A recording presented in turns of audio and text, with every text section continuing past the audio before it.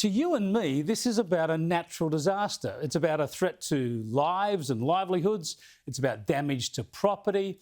It's about the life's work of families and farmers and communities being swept away, or at least damaged by floodwaters. But to the left and the political media, to the degree that they are separate entities, it's all about politics, and more specifically, a chance always to bash the coalition, bash the Conservatives. As I said last night, this stuff is as dumb, as illogical and as ignorant as it is nasty and hateful. But that doesn't stop them. They're not so much interested in the facts or the issues as the political narrative, their all-important narrative. How is it possible that such a catastrophe could happen yet again when the country's had endless opportunity to learn how to better prepare for and respond to large-scale natural disasters? And why, in so many cases, have volunteers and ordinary citizens, instead of authorities, ended up having to rescue people in dire need? There was that clip in the right place. Just inane, isn't it? Why do we still have disasters, natural disasters? Really? Because we will always have natural disasters. We are the land of floods and droughts and flooding rains. And sorry to break it to the Green left, the activists and the Conservative haters, but no government policy can stop natural disasters. And why do Australians rescue themselves and each other? Again, is that a serious question? Because they always have done and they always will. Unless you think there should be a fire truck, an SES crew, an ambulance and a rescue helicopter for every house or every street, this always will be how we respond to natural disasters, largely by preparing and surviving on our own wits initially at least, and with our neighbours and with our fellow Australians, helped where possible and where necessary by emergency services. Honestly, if these people saw a snake on a bushwalk, would they get out of the way or wait for government advice or government action? But seriously, the politicians too, the ghoulish politicians are shameless. Look at this Labor bloke again, using the trauma of real people as a video backdrop for his relentless partisan sniping. In the 3 days that I've been here, I haven't seen anyone. There have been a couple of fleeting visits by those two federal ministers. He's been sitting in isolation over the last week. At any point in a week, he could have picked up the phone, declared a national emergency, got these things happening. Has he got to wait until he's surrounded by TV cameras before he does it?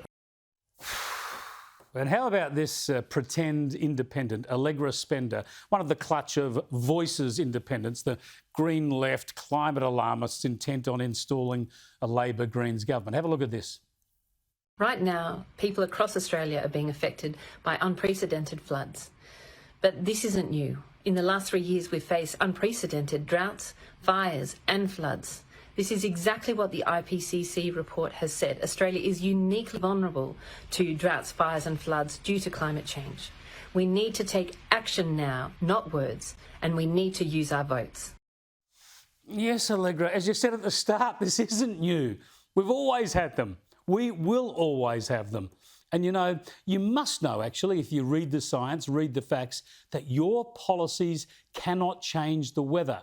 They cannot lessen the severity of natural disasters, much less consign them to history. But the idiocy goes on. An ABC favourite and would-be politician herself, Jane Caro, reckons it was climate change that let the rain into her ceiling. Honestly, we have got to stop pretending that climate change isn't happening or isn't going to happen or isn't serious. It is serious. It's going to get worse. We're going to have more events like this. We've got to prepare. We've got to take it seriously. And we've really got to get busy in getting to net zero long before 2050. Like, as soon as we bloody well can, frankly. Stay safe, everybody. Stay dry. Let's hope the sun comes out and we get a change of government. Yeah, she whispers, let's get a change of government. That'll do it. It reminds me of this politician and this ridiculous statement. This was the moment when the rise of the oceans began to slow and our planet began to heal. Yes, indeed, Barack Obama. If that was the moment 14 years ago, then what's been happening since? Nah, this sort of bluster is partisan, it's political and it's pathetic. It's about changing the government. It's about attacking Scott Morrison. It's not about saving the planet, much less making floods lower or droughts shorter or fires smaller. It's about the narrative, the political narrative. No government, no emergency service, no military will respond perfectly to a natural disaster. By their nature, they create chaos. And the Prime Minister, in my view, made a silly mistake a couple of years ago holidaying overseas. I mean, you're Prime Minister for how long? Wouldn't you holiday at home? Wouldn't you want to be around as much as you could? But that was his only mistake. The rest was nasty politics trying to blame him somehow for the terrible fire season back then and the natural disaster responses since then, which are led, of course, by local emergency services and by local governments and by state governments, not federal governments. Anyway, today the Prime Minister left COVID isolation in Sydney at last and headed to the north of New South Wales, where he explained the financial assistance. So the Commonwealth has responded, $1 billion in what I would call what is the expected normal response to a natural disaster. But we must go further. The Commonwealth disaster payments that we've paid around the country now total some $385 million. That's money already paid by the Commonwealth, 100%, directly into people's bank accounts, and that's some 330,000 claims. That has been done in 1 week. And that will continue as those claims continue to come forward. Yeah, that's the main thing the federal government can do is pump out money. He promised additional payments already authorised for people in northern New South Wales where the floods have been the worst. He also explained the procedure that will see a national emergency declared later this week. I've had a positive discussion with the New South Wales Premier today. I'm meeting with the Queensland Premier tomorrow when I'm in Brisbane. And all of that being in train, I intend to meet with the Governor-General on Friday in Canberra to be able to complete those formalities. So that would be the first time a national emergency declaration has been put in place for a natural disaster since those powers were established after the Black Summer bushfires. And he responded defensively to the critics, explaining that there can never be enough support when a large-scale natural disaster hits. I feel deeply and empathise absolutely with how people feel when they find themselves in these situations. As the rain comes pouring down and places are cut off, and the inability of to be able to get help, whether they be Defence Force assets or trucks and vehicles and others, this is a very complex and very challenging environment in which to operate. But I am in awe of the collective response that has been put in place. So I absolutely understand the frustration. I understand the anger. I understand the disappointment. I understand the sense of abandonment. So what do we do about that? We restore. We support. We fund.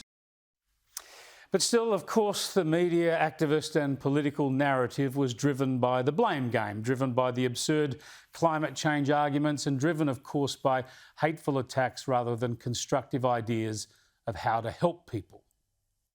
Where were you? Where were you? The water is rising. No more compromising. The water is rising. The media seemed to spend half the day complaining that the Prime Minister met real people, real victims, without taking the media with him. A media who seems intent only highlighting a stressed individual or a cranky activist refusing to shake the Prime Minister's hand. That's what they want. That's why they keep pleading for him to get out and do a street walk. That's how puerile this stuff is.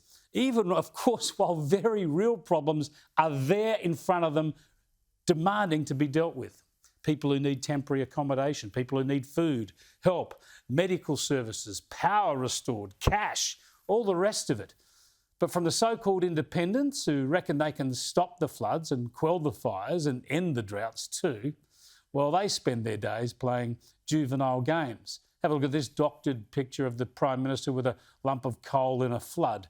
Another pathetic attempt to blame him for natural disasters. It was published by Monique Ryan, the former Labor Party member, now masquerading as an independent in Kooyong. Imagine if Simon Holmes à Court, the son, of course, the heir of the late Robert Holmes à Court, Australia's first billionaire, and perhaps the Atlassian billionaires and the other millionaire donors to these climate candidates, perhaps if they spent all their money instead of donating to those candidates, perhaps if they donated it to flood relief efforts. That might help. Instead, they will pretend their political games can change the climate, end the natural disasters that have hit Australia for millennia. And worst of all, they think Australian voters are dumb enough to fall for this claptrap.